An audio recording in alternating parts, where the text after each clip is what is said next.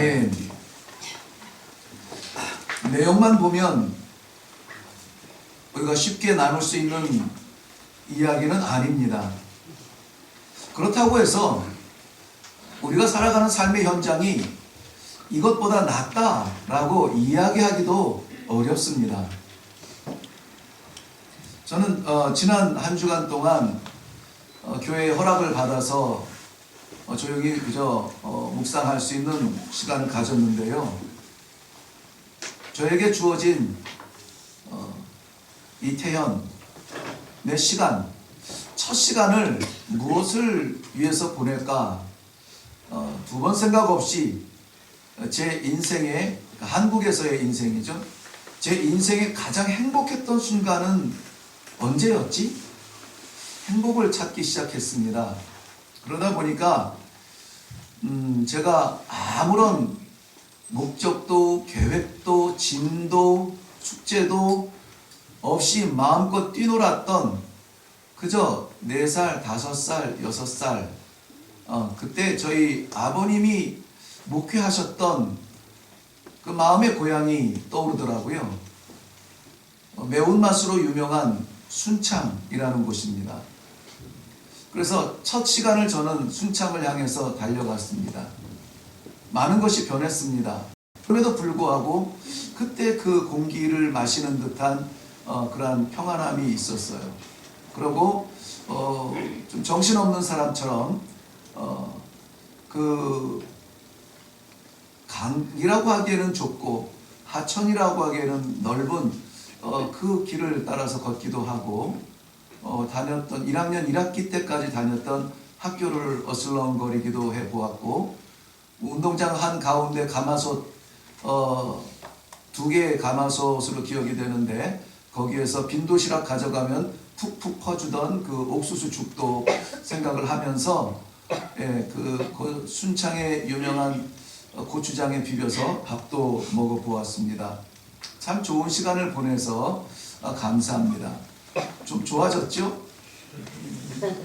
네, 좋아졌는데 더 좋은 일이 있습니다. 제가 시간만 나면 좀 해보고 싶었던 일이 있었는데 뭐냐면 다른 교회를 한번 가서 예배를 드려보고 싶었어요. 그래서 이제 어제 토요일 날 우리 전도사님들과 회의하면서 먼저 좀 나눈 이야기인데 수요 예배와 금요 철야 기도회를 이제 2곳을 다녀봤습니다. 너무 다른 교회였습니다. 수요 예배가 이제 저녁 예배 8시 반에 드리는 예배였는데요. 그 교회는 아주 저 강원도의 산 골짜기 읍이라고 하기는 하지만은 그래도 교회입니다. 거기에 한 30분 전에 도착을 해서 보니까 벌써 많이 와 계세요. 그리고 이제 예배를 드리는 시간이 돼서 보니까 약 40명 정도의 성도가 모였어요. 40명 정도의 평균 연령 언뜻 보아도 70대. 우리 장로님 가면 총각 소리 들을 만큼 네, 그런 어르신들이 40명 정도가 수요 예배, 저녁 예배에 나와 있습니다. 말씀을 굉장히 집중하고 그 호응하는 것이 제가 깜짝깜짝 놀랄 정도인데 더 놀라운 게 뭐냐면 주일날 그 교회에서 예배 드리는 인원이 약 50명 정도 된답니다. 그러니까 50명 중에 40명이 수요일 저녁 예배에 와서 예배를 드리는 거예요. 깜깜합니다. 불도 없어요. 그러니까 예배당 안에는 있지만 그 주변이 도로가 깜깜해요. 그러니까는 못 오시는 주일날 예배 드리는 인원 가운데 그 저녁 예배에 못 오시는 분은 누구냐면 운전할 수 없는 분들, 누군가 옆에 있어서 같이 오는 분들도 왔어요. 제가 아는 분은 아파서 못 오시는 분이었어요. 가슴이 너무 뜨거웠습니다. 정말 은혜를 흠뻑 받았습니다. 뜨거운, 그렇다고 해서 찬양이 우리 찬양처럼 막 뜨겁게 하고 막 이런 것도 아니었어요.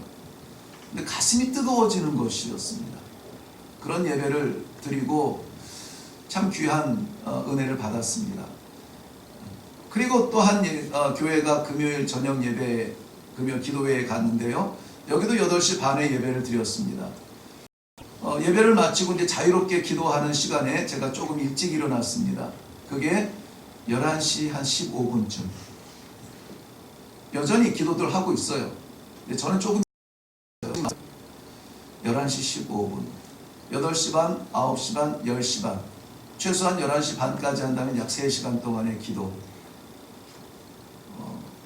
한 600, 어림잡아서 600명에서 800명 사이가 모여서 거의 본당이 꽉 찼는데요. 놀라운 것은 그 기도드리는, 예배드리는 성도들의 중간에 아이들이 있었어요. 아이들. 초등학교 아이들입니다. 초등학교 아이들이 금요일 저녁에 3시간 드리는 그 예배에 조는 아이를 내가 못 봤거든요. 마지막 내가 조금 일찍 갈까 하면서 일어났던 순간에 내 바로 앞자리에 초등학교 아이가 기도를 하는데 정말 간절한 마음으로, 이 아이는 도대체 무슨 기도 제목이 저렇게 간절할까 할 만큼 간절한 마음으로 기도를 하고 있어요. 그 아이의 뒷모습을 보면서 제가 어땠을까요? 갑자기 속 모르는 좀 정신없는 사람처럼 미소가 지어지더라고요. 너무 이뻐서. 너무 이뻤어요. 내가 이런데 우리 하나님이 그 모습을 볼 때 얼마나 이쁠까? 얼마나 이쁠까?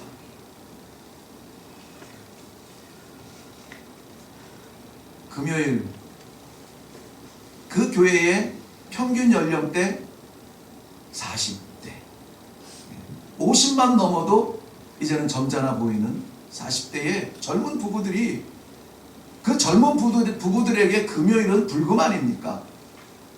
갈 곳 많고 할 일 많을 텐데 주의 전에 올라와서 온전히 8시 반부터 11시 반 넘게 기도하고 있는 그 모습을 보면서 또 가슴이 뜨거웠습니다. 감출 수가 없었어요. 두 교회가 너무 다르죠. 한 교회 시골 강원도 산골짜기에 평균 연령 70대에 40여 명 모여서 예배드리고, 한 교회 모든 장비 빵빵하고 800명 가까운 성도들이 3시간을 막 뜨겁게 찬양하며 기도하는 그 평균 연령 40대의 그 대조적인 교회, 완전히 달라요. 공통점이 있었어요. 제가 고개를 끄덕이면서 내린 결론, 공통점이었습니다. 하나님이 하시는구나. 하나님이 아니면 이렇게 할 수가 없다. 강원도의 산골짜기에 어르신들이 몸이 약해서 교회를 못 와? 아니, 하나님께서 부르시니까 그 밤에, 깜깜한 밤에 달빛 따라서 교회 와서 예배를 드리는 거예요. 얼마나 집중을 하는지 침 새끼는 소리까지 들려요. 아멘 소리가 얼마나 힘이 있는지 제가 다 부끄러웠어요. 낯선 나그네니까 점잖 좀 빼보려다가 나중에는 저도 그냥 아멘 아멘 하고. 사람이 많이 모여서 힘이 있는 게 아니에요. 많은 걸 가져서 힘이 있는 게 아니에요. 하나님께서 하시니까 그 아이가 초등학교 저학년인데 그 아이가 간절한 마음으로 하늘 문을 두드리고 여는 것을 볼 때에 하나님이 하시는구나. 하나님이 하셔야 되는구나. 사람이 할 수 있는 일이 아니구나. 잘 갖춰놓은 교회 가면 평안할 것 같아서, 없는 교회 가면 힘들 것 같아서 아니에요. 하나님이 하시면 되는 겁니다. 예. 오늘 이 본문 우리가 나누었는데요, 이스라엘 백성들의 상황을 보면은 정말 끔찍하지 않습니까? 그 상황을 보면은 말도 안 되는 상황이에요. 그런데 이러한 상황에도 하나님께서 하시면 길이 열릴 줄로 믿습니다. 아멘. 이러한 상황에도 하나님께서 손대시면 위로가 되고 새로운 소망을 선포하는 그러한 날이 될 줄로 믿습니다. 아멘. 이스라엘 상황 보면은 이스라엘을 침략한 아람왕 베나닷 있지만, 그러나 침략을 받은 이스라엘의 왕이 있어요. 이 침략을 받기 전까지는 그야말로 세상의 모든 사람들 가장 꼭대기에 서서 없는 것이 없는 모든 것을 다 할 수 있는 왕이었습니다. 왕. 그런데 그 왕도 어찌할 수 없는 순간이 있더라고요. 여러분, 우리가 조금만 건강하면 뭐 할 수 있을 것 같죠? 다 할 수 있을 것 같죠? 재정적으로 조금만 보태지면은 뭐든 다 할 수 있을 것 같죠. 채워져도 못하는 경우가 있어요. 오늘은 그것을 보게 됩니다. 오늘 본문 말씀의 배경은 24절에 이렇게 시작합니다. 이후에 아람 왕 베나닷이 그의 온 군대를 모아 올라와서 사마리아를 에워싸니, 아람 왕은 온 군대를 몰고 와서 이스라엘 사마리아 성을 둘러쌌습니다. 반대로 말하면 사마리아 사람들은 얼떨결에 온 아람 왕의 군대로 말미암아 둘러싸임을 당하고 있는 상황이에요. 그런데 이후에 이렇게 되어 있어요. 이후라고 하는 것은 오늘 우리가 시작한 것은 24절 말씀인데 23절의 사건과 24절에 간격이 있다는 말이에요. 이것은 시간적인 간격이기도 하지만은 사건적인 간격이에요. 그 앞에는 6장 8절부터 23절의 내용은 이런 내용입니다. 우리도 잘 알고 있는 내용이에요. 아람 왕 베나닷이 쳐들어옵니다. 아, 이것이 한 번이 아니네. 한 번이 아니네. 만만하니까는 계속 들어오네. 만만하니까 계속 들어오네. 계속되는 시험이 있습니까? 계속되는 어려움을 당하고 있습니까? 만만해서는 안 됩니다. 우리 하나님의 사람들은 세상에 만만하게 보이면 안 됩니다. 특별히 믿음의 세계에서, 영적 세계에서 오늘 오후 예배에 저는 믿음과 본분이라는 말씀으로 나누려고 하는데요. 믿음에 있어서만큼은 누구에게도 만만하게 보이면 안 됩니다. 아멘. 틈만 있으면 들어와요. 아람 왕 군대가 그랬습니다. 그런데 들어와서 저 사마리아를 우리가 드디어 한번 삼켜보자. 자, 준비됐지? 가자. 갈 수가 없습니다. 가실 필요 없습니다. 왜? 이미 저들이 다 준비해놓고 있습니다. 그래? 대단한데? 그럼 다른 길로 가지 뭐. 절로 가보자. 아니, 거기 가실 필요 없습니다. 왜? 다 방비하고 있습니다. 아니, 그럼 우리 안에 첩자라도 있다는 얘기야? 그럼 잡아야지. 아니요. 우리 안에 첩자가 있는 것이 아니라 저들 속에 하나님의 사람 엘리사가 있습니다. 저들 속에 하나님의 사람 엘리야가 있습니다. 세상이 강해서 우리가 무너지는 것이 아니에요. 우리 속에 엘리사가 없으면 무너집니다. 그러나 반대로 말할게요. 우리 속에 하나님의 사람 엘리야 하나만 있어도 가정이 살고 교회가 세상을 이기고 하나님께서 맡기신 사명을 감당할 수가 있는 줄로 믿습니다. 엘리사가 있어요.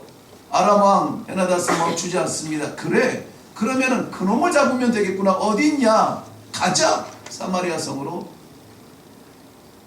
사마리아 성은 아니죠. 사마리아 성 옆에 있는 도단 성이라고 하는 작은 성인데 거기 약 몇 킬로 정도 되는 거리인데요. 거기를 가게 됩니다. 사마리아 성을 공격하러 왔던 군대가 도단 성을 공격하니까는 이것은 뭐 사마리아 성은 전면전일지라도 도단 성은 완전히 둘러싸일 수 있는 그러한 군대입니다.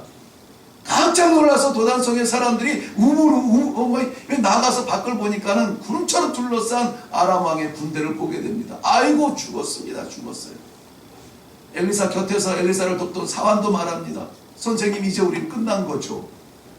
엘리사가 그 사환의 영혼을 불쌍히 여기는 마음으로 기도합니다. 아버지, 저의 눈을 열어주세요. 그 사환의 눈을 열어보니까는 새까맣게 보였던 아람 왕의 군대가 보이는 것이 아니라 도단성을 덮고 있는 하늘의 불말과 불병거가 보이게 되는 것입니다. 할렐루야. 아멘. 세상이 보여서 두려워하면은 우리 영안을 빨리 열어야 돼요.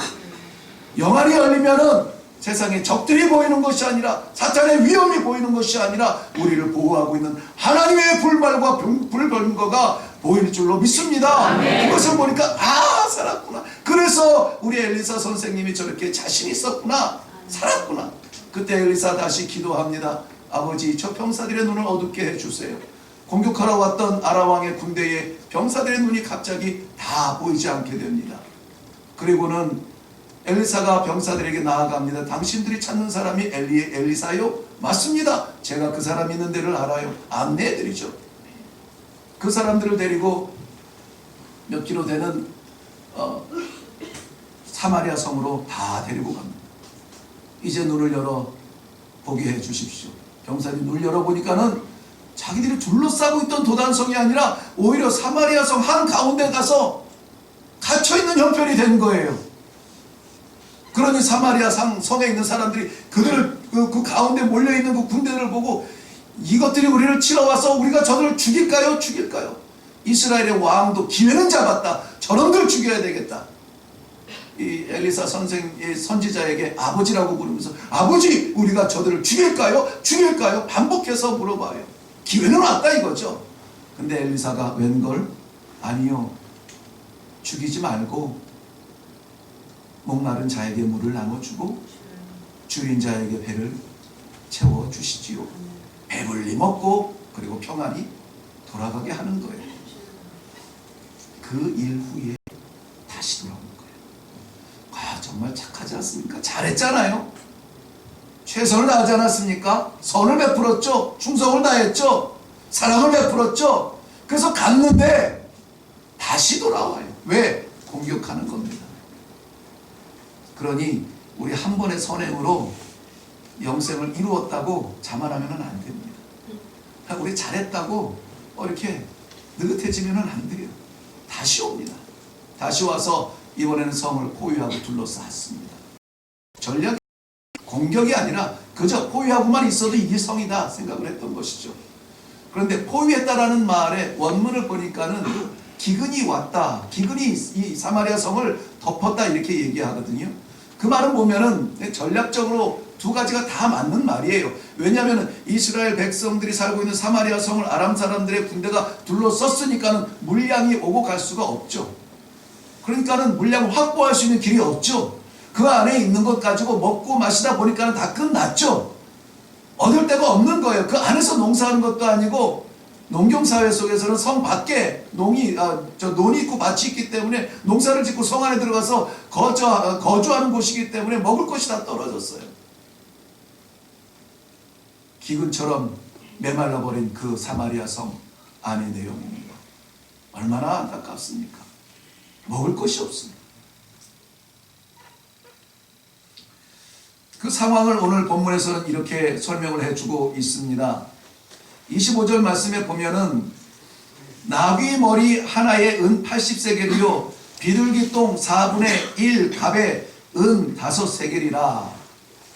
나귀 머리를 살려고 하는데 은 80세겔을 내야 된대요. 나귀 머리를 왜 살까요? 먹으려고. 근데 레위기 11장에 보면은 나귀와 낙타 이런 종류는 불결한 불결한 짐승이에요. 그래서 식용으로는 쓸 수가 없어요. 근데 죽게 됐으니까 하나님이 정하신 율법이고 뭐고 먹고 살자.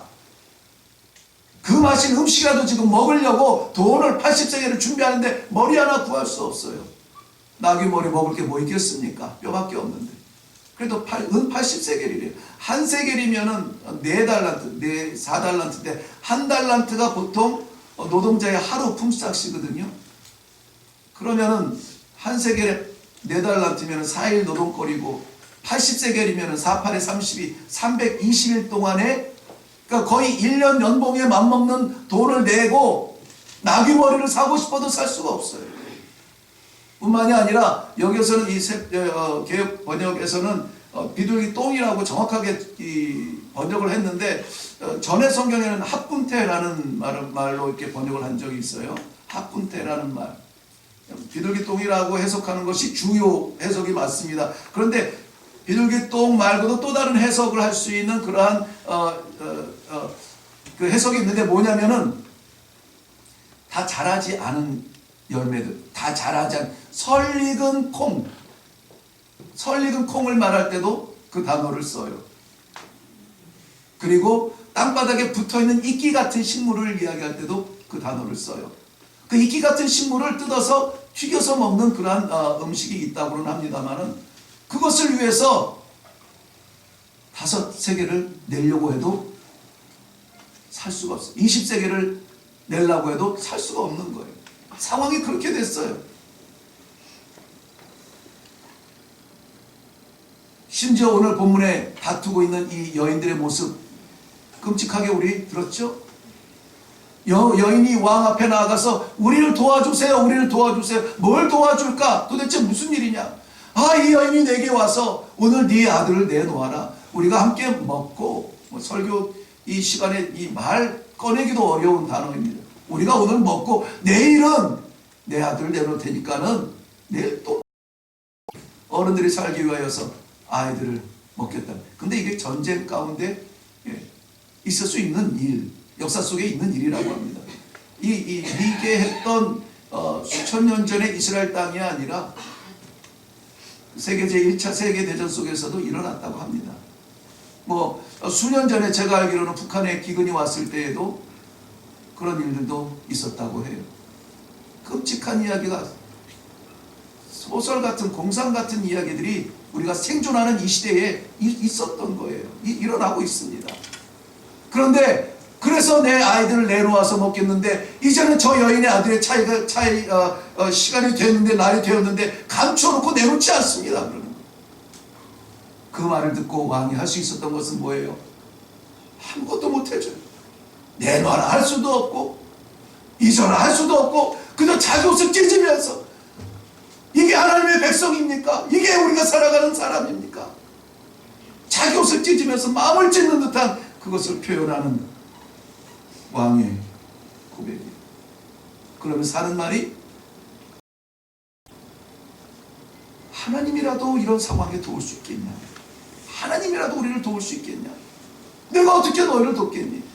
다장마당으로 가서 도와줄까? 포도즙 틀에 가서 도와줄까? 없어요. 도와줄 게 없어요. 할 수 있는 게 없어요. 다장마당과 이 포도즙 틀은 생산의 근원이에요. 모든 먹을거리의 근원이에요. 곡식을 거두어도 다장마당에 다 털어야 먹을 수 있고, 포도주를 거두어도 내일 모레 먹으려면 이것을 짐을 짜내야 보관이 되는 거예요. 내가 할 수 있는 것이 없다는 이야기예요. 없다. 나는 할 수 없다. 왕의 권위를 가지고도, 권세를 가지고도 할 수 있는 것이 없다. 없다. 여기서 왕은 우리 속에 감추어져 있는 내면의 왕의 대표자입니다. 내가 차지하고 있는, 내가 할 수 있어, 내가 해왔어, 나의 왕좌를 이야기하고 있어요. 근데 뭐라고요? 할 수 없다. 그런데 사랑하는 성도 여러분, 성경은 도와주는 하나님을 말씀하고 있습니다. 아멘. 한번 해볼게요. 도우시는 하나님. 도우시는 하나님. 도우시는 하나님. 아멘. 성경은 도우시는 하나님을 이야기하고 있습니다. 아멘. 할 수 있다라고 백지수표 내놓고 나 못해가 아니라 언제든지 하실 수 있는 살아계신 하나님의 도우심을 성경이 이야기해주고 있습니다. 아멘. 모세가 이스라엘 백성들 장정만 60만 명 되는 그 사람들을 끌고 나아가서, 쉬운 길이겠습니까? 지도자가 된다는 것이. 59만 명, 아니 59만 9,900명의 용사들이 다 건강해도 배 아파 쓰러지고 있는 한두 명의 영혼을 보면은 지도자로서 가슴이 아픈 것이 인지상정이잖아요. 모세가 광야에서 그의 백성들을 인도할 때 쉬운 일이 아니에요. 그때에 미디안의 제사장 모세의 장인 이드로가 모세를 방문하는데, 그냥 방문하는 것이 아니라 아내와 두 아들을 데리고 방문을 합니다. 애굽에서 태어난 아이들이 아니에요. 애굽에서 왕자로 있다가 살인자로 몰려서 살인을 하고 쫓겨나가서 이방 땅에서 낳은 아이들이에요. 그 아이들의 이름을 부르면서 자신과 하나님을 동시에 볼 수가 있게 돼요. 출애굽기 18장 4절 말씀에는 이드로가 소개를 합니다. 자, 여기 네 아들들이야. 게르솜 여기 있지 않니? 게르솜이라고 하는 그 이름의 뜻은 이방에서 내가 나그네가 되었다. 이방 땅만으로도 외롭고 고독할 텐데 거기에서 내가 나그네가 되었다. 얼마나 고독한 심령을 이 아이의 이름에 담았는지 몰라요. 그런데 그 다음 둘째 아이를 내놓으면서, 야, 너의 둘째 아들 여기 있다. 엘리에셀이라. 출애굽기 18장 4절 이후에 설명을 이렇게 하고 있습니다. 엘리에셀이라, 내 아버지의 하나님이 나를 도우사. 아멘. 하나님이 나를 도우사. 그리고 이어서 뭐라고 했냐면 애굽의 왕의 칼에서 나를 건지셨느니라. 아멘. 엘리에셀, 하나님께서 나를 도우셨습니다. 생각해보니까 애굽 왕의 칼에서도 나를 건지셨고, 생각해보니까 이방 땅의 괴로운 광야에서도 나를 건지셨고, 생각해보니까 내가 할 수 없는 그 자리에서 나를 건지셨습니다. 엘리에셀. 다윗은 그의 시편 54편 4절 말씀에 이렇게 찬양하고 있습니다. 하나님은 나를 돕는 이시며 주께서 내 생명을 붙들어 주시는 이신이이다. 아멘. 시편 121편 말씀 우리가 너무나 잘 아는 대로 내가 산을 향하여 눈을 들리라 나의 도움이 어디에서 온고 나의 도움이 천지를 지으신 누구? 여호와에게로부터 아멘. 온다라고 확신하면서 찬양을 하고 있는 것입니다. 시편 146편에 나아가면은 귀인들을 의지하지 말며 도울 힘이 없는 인생도 의지하지 말지니, 이게 다윗이 할 수 있는 말입니까? 사울에게 쫓겨서 호를 단신 광야로 도망치던 때에 그의 곁에서 동지가 되고 형제가 되고 이웃이 되어졌던 400명의 용사들과 가족들이 있잖아요. 그 어려운 광야 생활, 도망자의 생활을 함께 생사고락을 같이 했던 그들을 바라보면서 왕이 된 다음에 얼마나 많은 신하들과 얼마나 많은 백성들이 그를 바라보고 있으니까 그 사람들을 바라보면서 하는 이야기예요. 귀인들을 의지하지 말라. 도울 수 없는 인생을 의지하지 말라. 그런데 야곱의 하나님을 자기의 도움으로 삼으며 여호와 자기 하나님에게 자기 소망을 두는 자는 복이 있도다. 아멘. 하나님께 소망을 두는 자가 복이 있다는 거예요. 아멘. 지금 내가 여러분 가운데 함께 있으면서 우리가 서로 손을 잡고 서로 마음을 합하고 의지를 하면은 감사하죠. 이런 신앙의 동지를 만나는 게 어떤 축복입니까? 그런데 그럼에도 불구하고 사람을 의지하지 말라. 교회 오지 말라. 하나님을 바라보라. 아멘. 우리 집사님 기도에도 강조하셨지만은 예수 그리스도 우리의 구주, 생명의 주, 창조주 하나님, 그를 바라보라는 거예요. 사람 보면 실패한다. 주를 바라보면 성공한다. 아멘. 사람 보면 넘어집니다. 하나님을 바라봐야 이길 수가 있는 것입니다. 왜 그렇습니까? 우리 하나님은 천지를 지으십니다. 그리고 만물을 운행하여 주시는, 아멘. 나의 삶을 섭리하여 주시는, 아멘. 오늘도 불꽃 같은 눈동자로 나의 감추어진 부분까지 들여다보시는 그 하나님, 우리 아버지이기 때문에 그렇습니다. 아멘. 그 하나님께서는 줄인 자를 채우십니다. 갇힌 자에게 자유를 주십니다. 아멘. 병든 자에게 고침을 주십니다. 아멘. 죽은 자에게 생명을 주십니다. 아멘. 우리는 이 땅에서 다 죽지만 그러나 하나님을 믿는 사람들은 영원히 사는 것을 믿으시기 바랍니다. 아멘. 로마서 8장 26절 말씀에 이와 같이 성령도 우리의 연약함을 도우시나니 우리는 마땅히 기도할 바를 알지 못하나 오직 성령이 말할 수 없는 탄식으로 우리를 위하여 친히 간구하시느니라. 아멘. 우리는 어떻게 기도해야 되는지도 몰라요. 그런데 성령께서 기도해 주신다. 우리는 무엇이 필요한지도 몰라요. 근데 성령께서 우리를 위해서 기도해 주신대요. 우리는 잘못 구하고 있는지도 몰라요. 급한 것부터 붙잡고 있는지도 몰라요. 그런데 우리 성령께서는 우리에게 멀리 영원히 갈 수 있는 길을 인도해 주신다는 것입니다. 아멘. 사도 바울의 복음의 담대함을 우리는 다 부러워합니다. 어떻게 하면 우리도 저렇게 증거할 수 있지? 어떻게 하면 복음 때문에 내 편한 땅을 떠나서 저렇게 충성을 다할 수 있지? 다른 게 없었습니다. 사도 바울의 그 심장은 시편 118편 6절 이후에 이 믿음을 붙들고 나아가는 길이었습니다. 주는 나를 돕는 이시니 내가 무서워하지 아니하겠노라. 아멘. 사람이 내게 어찌하리요? 여호와께 피하는 것이 사람을 신뢰하는 것보다 나으며 아멘. 여호와께 피하는 것이 고관들을 신뢰하는 것보다 나으니라. 아멘. 여호와를 신뢰하는 도우시는 하나님을 바라보는 귀한 성도님들 되시기를 바랍니다. 아멘. 내 영혼아, 내가 어찌하여 낙심하며 어찌하여 내 속에서 불안해하는가? 너는 하나님께 소망을 두라. 그가 나타나 도우심으로 말미암아 내 하나님을 여전히 찬송하리로다. 아멘. 제일 중요한 거예요. 여전히 찬송하리로다. 아멘. 변함없이 찬송하리로다. 산에서도 찬송하고 계곡에서도 찬송할 수 있도록 믿음을 주신다는 거예요. 건강에도 찬송하고 병들어도 찬송할 수 있는 믿음을 주신다는 거예요. 언제? 여호와를 신뢰할 때, 여호와를 바랍니다. 사람이 주는 것 아닙니다. 하나님께서 주시는 것입니다. 하나님이 도우셔야 합니다. 영혼이 잘 돼야 범사가 잘 되고, 영혼이 잘 돼야 범사가 잘 되는 게 복이에요. 영혼은 잘 안 되는 다 폭탄입니다. 위험이에요. 생각해 보세요. 하나님 없는 건강 어디다 쓰겠습니까? 하나님 없는 재산 주시면 어디다 쓰겠습니까? 그렇기 때문에 성경은 영혼이 잘됨 같이 범사가 잘 된다.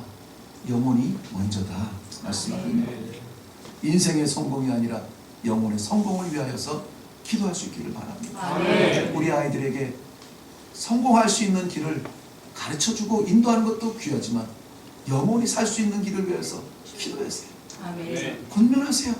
강조하세요. 억지로라도. 오늘 본문 어렵고 답답한 상황을 우리는 보았습니다마는 하나님께서 하시면은 감사한 것이 열왕기하 6장에서 성경이 끝나지 않는다는 것이죠. 7장에 넘어가 보면은 완전 대박. 한번 따라서 해볼래요? 대박. 완전 전환이 돼버려요. 흑색이 백색이 되어버리는 거예요. 어떤 일이 일어나냐면요, 엘리사를 통하여서, 근데 이 31절 보면은 이 이스라엘 왕이 엘리사를 얼마나 미워하는지 죽이겠다 그래요. 죽이겠다. 내가 오늘날 저 엘리사가 엘리사의 머리가 몸 위에 붙어 있는 것을 보면은 내가 후회가 될 것. 모든 벌 위에 벌을 하나님께서 내게 다 내리셔도 나는 감당하겠다고 할 만큼 선지자를 죽이겠대요. 왜 엘리사가 그토록 죽도록 미울까요? 아람 왕 옛날에 기회 있을 때 죽였어야 되는데 그걸 먹여서 보냈더니 힘 얻어서 다시 돌아왔잖아. 엘리사 저놈을 죽여야 돼.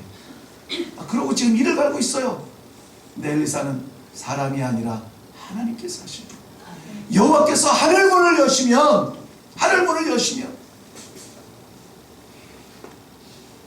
고운 가루 4분의 1 값을 그저 한 5세겔, 은 5세겔에 우리가 주고 살 수가 있다. 4분의 1 값이라고 하는 것은 뭐 측량의 그 분량을 정확하게 모르겠지만 약 7.6리터 정도 된대요. 고운 가루가 7.6리터예요. 밀가루 7.6리터가 있다고 하면 1리터짜리가 7개 이렇게 쌓여있다고 보세요. 무슨 말이냐면 일주일 정도는 넉넉하게 먹고 살 수 있다는 것이죠. 한 며칠만 일해도 살 수 있을 만큼 이제는 그만큼 물자들이 풍부해질 거를 말이 되냐고. 왕의 명을 받아서 엘리사를 잡으러 온 장관이 그 얘기를 들으니까 말도 안 되는 소리 하지 말라고 하나님이 하늘문을 열어도 그건 될 일이 아니라고 말해요. 엘리사가 뭐라고 하는지 아세요? 그러면 당신은 그것을 못 먹습니다.